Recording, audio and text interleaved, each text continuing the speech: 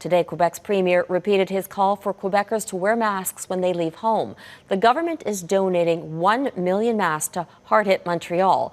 There are calls in that city to make wearing them mandatory. As Mike Armstrong explains, there is no order on the books yet, but there are signs it's coming. For 2 days, the city of Montreal is handing out masks for free. The mayor says wearing a face covering in public is the responsible thing to do, but she's reluctant to make it mandatory. I don't want our city to become a place where, there's a police officer at every corner. We don't even have the capacity for this. There is a growing number of countries where masks are now required in public. According to an international advocacy group, Masks for All, there are 94 countries with rules on the books. In some parts of Germany, fines run close to $400 Canadian. In the U.S., parts of 38 states now have some form of face covering rule. Los Angeles is one of the latest. Anyone outside and around others has to wear a mask, although not everyone's getting the message. I was a little disappointed, honestly. I don't see many people wearing masks on the beach.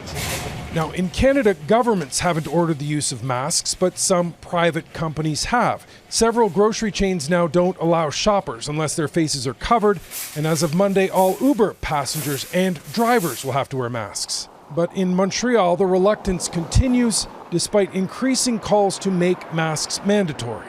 We're the 5th worst hit city in the world, and we're still dragging our feet on this. It's inexcusable.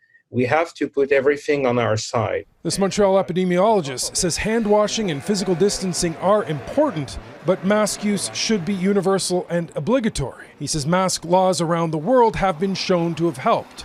From my perspective, we're asking questions that should not be asked.